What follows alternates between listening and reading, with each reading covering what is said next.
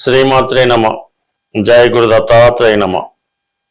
మేషరాశి వారికి జూన్ 16 నుంచి 30వ తారీఖు మధ్యలో జరగబోయే పక్ష ఫలితాలు పరిశీలించినప్పుడు మరి మేషరాశి వారికి ఈ పక్ష ప్రారంభం నుండి జూన్ 20వ తారీఖు వరకు కూడా కుజుడు రాశి అందే సంచారం వల్ల మీరు ధైర్య సాహసాలతో ఏ పని చేపట్టినా అది విజయవంతంగా పూర్తి చేయడం జరుగుతుంది. మంచి ఉత్సాహంతో మీ పనులన్నీ ప్రారంభించడం జరుగుతూ ఉంటుంది. మీరు రాజకీయ రంగంలో ఉన్న, స్థిరాస్తి రంగంలో ఉన్న, గవర్నమెంట్ సర్వీస్లో ఉన్న మీ యొక్క నిజాయితీకి, మీలో ఉన్నటువంటి టాలెంట్కి తగిన గుర్తింపు రావడం జరుగుతుంటుంది. కొన్ని అదనపు బాధ్యతలు మీ మీద పడడం జరుగుతుంది. ఏమైనా కొన్ని కొత్త పనులు ఈ పక్షంలో మీరు ప్రారంభిస్తారు.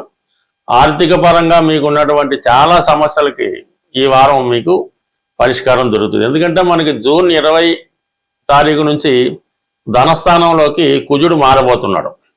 సో ఇది ఒక విధంగా మీకు స్థిరాస్తుల మీద, భూముల మీద, అలాగే ఆకస్మిక ధనలాభం లాంటిది. గతంలో మీరు ఎవరికన్నా ధనం రుణంగా ఇచ్చి ఉన్నా, ఏదైనా ఇన్సూరెన్స్, చిట్ ఫండ్ అటువంటి వాటిలో ఇన్వెస్ట్ చేసి ఉన్నా, లేదంటే ఏదైనా పెద్ద మొత్తంలో స్థిరాస్తి అమ్మడం వల్ల అధిక మొత్తంలో ధనం మీ చేతికి రావడం జరుగుతూ ఉంటుంది. అలాగే కొన్ని సందర్భాల్లో మీ యొక్క కుటుంబ సభ్యుల యొక్క ఆర్థిక సహకారంతో మీరు కొన్ని పనులు విజయవంతంగా పూర్తి చేయడం జరుగుతుంది. అలాగే కొన్ని సందర్భాల్లో కుటుంబ సభ్యుల నుంచి కొన్ని ఇతర అభిప్రాయ భేదాలు, డిఫరెన్స్ ఆఫ్ ఒపీనియన్స్ వచ్చే అవకాశం ఉంది. అందువల్ల మీరు ఏదైనా ఏ విషయాన్నైనా కుటుంబ సభ్యులతో చర్చించుకునేటప్పుడు కొద్దిగా నెమ్మదిగా నచ్చజెప్పినట్లు మాట్లాడాలి తప్ప అధికార స్వరంతో మాట్లాడటం వల్ల ఆ తర్వాత మీకు ఇబ్బందికరంగా మారే అవకాశం ఉంటుంది. బట్ ఏదైనా జూన్ 20 తర్వాత మీ యొక్క ఆదాయంలో మంచి మార్పు వస్తుంది. ఇక ప్రధానంగా మనకి ఈ 4వ స్థానంలో ఉన్నటువంటి గురువు, శుక్రుడు, ఈ 2 గ్రహాలు కూడా మీకు ఇంచుమించు ఈ పక్షం అంతా కూడా ఇదే రాశిలో సంచరించడం జరుగుతుంది. ఒక విధంగా మీకు ఈ సమయంలో ఏర్పడినటువంటి హంస మహాపురుష యోగం, గురువు భాగ్యాధిపతిగా, వ్యయాధిపతిగా చతుర్థ స్థానంలో ఉండడం వల్ల స్థాన చలనం జరిగే అవకాశం ఉంది. ఏదైనా మీరు ఉన్న ప్రాంతంలో కాకుండా వేరే ప్రాంతంలో ఏదైనా స్థిరాస్తి కొనడం కానీ, గతంలో కొన్న స్థిరాస్తి మీ స్వాధీనం చేసుకోవడం కానీ జరిగే అవకాశం ఉంటుంది. అలాగే విద్యార్థులకి మీరు కోరుకున్న విధంగా ఒక మంచి విద్యా సంస్థలో మీకు సీటు దొరికే అవకాశం కూడా రావడం జరుగుతుంది. అలాగే కొంత పెద్దవారు ఏదైనా పుణ్యక్షేత్రాలు దర్శిద్దామనే మీ ఆలోచన, మీ కోరిక కూడా నెరవేరే అవకాశం ఉంది. ఇంకా ప్రధానంగా శుక్రుడు ధన సప్తమాధిపతిగా చతుర్థ స్థానంలో ఉండి భాగ్యాధిపతితో కలిసి ఉన్నాడు. ఇది ఒక విధంగా మీ యొక్క భార్య లేదంటే మీ భర్తకి విదేశంలో కానీ స్వదేశంలో కానీ ఒక మంచి ఉద్యోగం లభించే అవకాశం ఉంది. వారికి ఉన్నటువంటి సమస్యలు చాలా వరకు పరిష్కారం అవుతాయి. ప్రధానంగా స్త్రీలకి వివాహపరంగా ఎదురవుతున్నటువంటి ఎటువంటి సమస్య అయినా మీకు పరిష్కారం అవుతుంది. స్త్రీలకి వారి యొక్క పుట్టింటి వారితో ఉన్నటువంటి విభేదాలు చాలా వరకు సమస్య పోతాయి. మీకు పుట్టింటి వారి నుంచి రావాల్సినటువంటి ధనం ఇవన్నీ కూడా మీ చేతికి రావడం జరుగుతూ ఉంటుంది. బట్ ఏదైనా మరి ఈ రాశిలో ఉన్నటువంటి స్త్రీలు ఏదైనా కొత్త ఉద్యోగ ప్రయత్నం కానీ, లేదంటే ఏదైనా టీవీ, మీడియా, సినిమా రంగంలో కానీ వాళ్ళు వ్యక్తిగతంగా వాళ్ళలో ఉన్నటువంటి సామర్థ్యాన్ని పెంచుకునే ప్రయత్నంలో ఏదైనా ఒక సంస్థని ఎస్టాబ్లిష్ చేసే ప్రయత్నంలో చాలా వరకు నెరవేరే అవకాశం ఉంటుంది. ముఖ్యంగా మీ సంతానం యొక్క అభివృద్ధి, వాళ్ళు విదేశంలో ఉన్నా ఎక్కడున్నా సరే వారు కంపల్సరిగా ఈ సమయంలో ఎన్నో గృహ నిర్మాణం చేసుకోవడం కానీ, ఒక కొత్త ఉద్యోగంలో ప్రయత్నంలో సఫలీకృతం అవడం కానీ జరిగే అవకాశం చాలా బలంగా ఉండే అవకాశం ఉంది. అంటే ప్రధానంగా 12వ స్థానంలో ఉన్నటువంటి శని భగవానుడు కొంతవరకు మీరు ఏదో ఒకటి ఇన్వెస్ట్ చేద్దాం అనుకుంటుంటారు. గతంలో కొన్ని ఎంత ప్రయత్నం చేసినా ఒక ఇల్లు కొందామన్నా లేదంటే ఏదన్నా స్థిరాస్తి కొనే ప్రయత్నంలో చాలా వరకు నిరాశ ఎదురవుతూ ఉంటుంది. ఈ సమయంలో ఈ గురువు యొక్క దృష్టి, అంటే వ్యయాధిపతిగా ఉన్నటువంటి గురువు వ్యయస్థానంలో ఉన్నటువంటి శని భగవాన్ని వీక్షించడం వల్ల ఏదైనా మీరు స్థిరాస్తి కొనాలని మీ ఆలోచన నెరవేరుతుంది. ఏదైనా ఈ సమయంలో మీరు దీర్ఘకాలిక పెట్టుబడి పెట్టడం మంచిది తప్ప ఏదన్నా ఎవరికైనా అప్పు ఇవ్వడం కానీ, ఏదన్నా వడ్డీకి ఇవ్వడం కానీ, లేదంటే ఏదన్నా ఈజీ మనీ కోసం ఇన్వెస్ట్మెంట్ చేసిన ఆ ధన నష్టం జరిగే అవకాశం ఉంది. కాబట్టి ఈ సమయంలో మీరు ఖర్చు పెట్టే ప్రతి రూపాయి కూడా జాగ్రత్తగా చూసి ఇన్వెస్ట్ చేయవలసి ఉంటుంది. బట్ ఏదైనా ఈ సమయంలో మీరు ఏదో ఒక స్థిరాస్తి కొనే అవకాశం ఉంటుంది.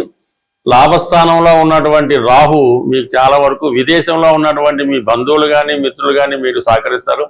మీతో కలిసి వాళ్ళు ఏదైనా వ్యాపారం ఏదైనా చేద్దామని కానీ మీ యొక్క సంస్థలో వాళ్ళు పెట్టుబడి పెడదామని కానీ చాలా వరకు ఇంట్రెస్ట్ చూపిస్తూ ఉంటారు. బట్ ఏదైనా మీ యొక్క అభివృద్ధికి విదేశంలో ఉన్నటువంటి మీ బంధువర్గం కూడా చాలా వరకు సహకరించే అవకాశం ఈ సమయంలో మీకు కనబడుతూ ఉంటుంది. అలాగే పంచమంలో ఉన్నటువంటి కేతు ఎట్టి పరిస్థితుల్లో కూడా ఈ స్పెక్యులేషను షేర్ మార్కెట్ వాటి జోలికి వెళ్ళడం మంచిది కాదు. ఏదేమైనప్పటికీ కూడా ఈ రాశి వారికి చాలా గ్రహాలు అనుకూలంగా ఉన్నాయి. కేవలం ఈ ఏలినాటి శనిలో వ్యయస్థని ప్రభావం అంటే మనీ ఎక్కువ ఖర్చు అవుతుంటుంది. బయటికి వెళ్ళిన ధనం తిరిగి రావడం ఉండదు.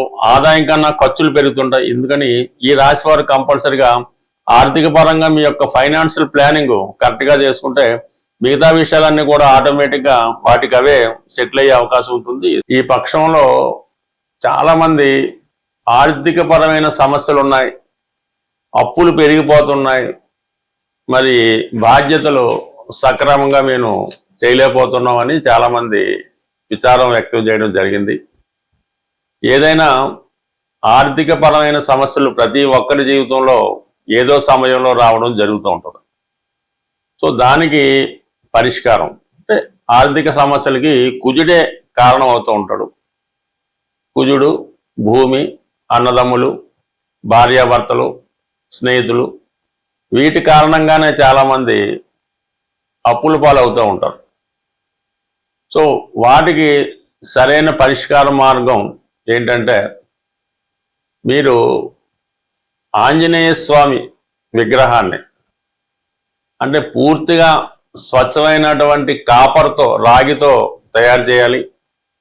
ఏమాత్రం డొల్ల లేకుండా ప్యూర్గా ఉండాలన్నమాట. చాలా సాలిడ్గా ఉండాలి. సుమారు 6 అంగుళాల ఎత్తు 6 అంగుళాల ఎత్తు అంటే మనకి ఉంటే సరిపోతుంది. నిల్చున్న విగ్రహమే ఉండాలి మీకు. కూర్చున్న విగ్రహం ఒకదానికి పనిచేస్తుంటుంది.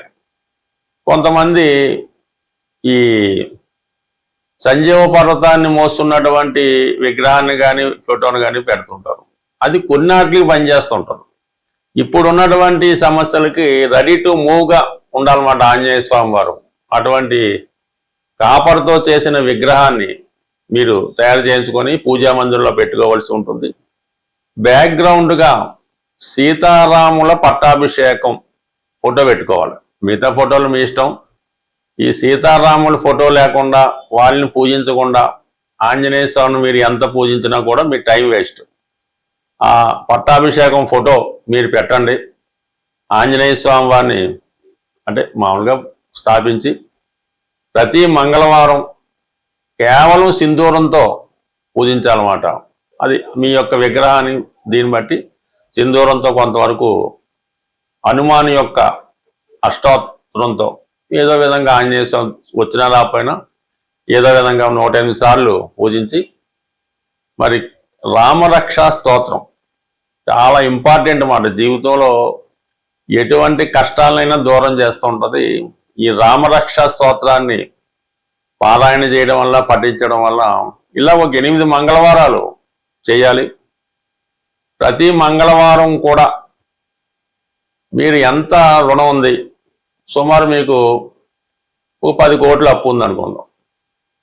10 కోట్ల అప్పు ఉన్నప్పుడు 10 100 రూపాయల నోట్లు, అంటే 10 రూపాయల నోట్లు, అంటే 10 కాయిన్స్ మరి ఆంజనేయ స్వామి వారి పక్కన ఒక మట్టితో చేసినటువంటి హుండీ లాంటిది పెట్టి అందులో ఆ విధంగా ఆ సంఖ్య వచ్చేలాగా వేసుకోవాలి. 10 లక్షల అప్పు ఉంది, 10 రూపాయలు అందులో వేద్దాం. ఇలాగ మీరు ఒక 8 మంగళవారాలు ఆంజనేయ స్వామి వారిని పూజించుకోవడం వల్ల ఎంతో కొంత దాన్ని రెట్టింపు చేస్తూ వెళ్ళిపోవాలన్నమాట. మీరు అంటే అది మీరే ఎవరికి ఇవ్వక్కలేదు, హుండీలో కూడా వేయక్కలేదు. ఈ వారం మీరు 100 రూపాయలు వేశారు, నెక్స్ట్ వారం 200, ఆ నెక్స్ట్ 400, ఆ 800, అలాగే ఒక 8 వారాలు వీలైతే అప్పు తీరేదాకా కూడా ఆ విధంగా మీరు రెట్టింపు చేసుకుంటూ వెళ్ళిపోండి. అదే అవుతుంది, ఏం పర్వాలేదు. చివరికి ఒక ఫైన్ మార్నింగ్ మీ మొత్తం అప్పు తీరిపోయే అవకాశం ఉంటుంది. అది కొద్దిగా కష్టమైన అంటే ముందులో ఈజీగా ఉంటుంది, తర్వాత ఆటోమేటిక్గా తీరిపోతుంటుంది. అయితే ఇందులో హుండీలో వేయడానికి మళ్ళీ మీరు కొత్త అప్పు చేయకూడదు. అది మీరు సంపాదించే ప్రయత్నమే చేయాలి. సపోజ్ ఈ వారం మనం 1 lakh వేయవలసి వచ్చింది, నెక్స్ట్ వీక్ 2 lakhs వేయాలి. సంపాదించే ప్రయత్నమే చేయండి, అంతే తప్ప మళ్ళీ దీన్ని అప్పు చేసి పెడితే మాత్రం ఇబ్బంది అవుద్ది. ఈ విధంగా అంటే మీ స్థాయిని బట్టి చేసుకోవడం వల్ల 100% కొద్ది వారాల్లో ఈ రుణం అన్నది 100% తీరిపోవడం జరుగుతుంది.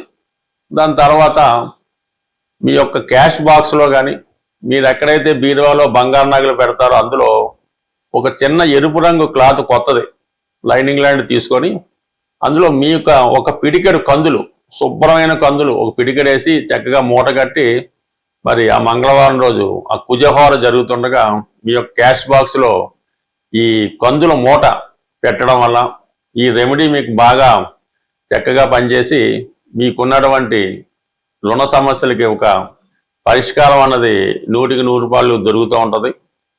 ఇక దాని తర్వాత ఏంటంటే ఇది తీరిపోతూ కామన్గా ఎక్కువగా ఆర్థిక సమస్యలు తీరడానికి ప్రతి ఒక్కళ్ళు చేయవలసింది ఏంటంటే మీకు ఏవైనా బలహీనతలు ఉంటాయి అంటే ఏ బలహీనత వల్ల మీరు రుణంలో పడ్డారో అది మీ మనసుకి తెలుస్తూ ఉంటుంది.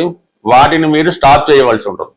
అది పేకాట వల్ల, స్త్రీ వ్యసనం వల్ల, డ్రింకింగ్ వల్ల, అతి స్నేహం వల్ల, అక్కర్లేని బాధ్యతల వల్ల ఈ విధంగా కొన్ని జరుగుతుంటాయి.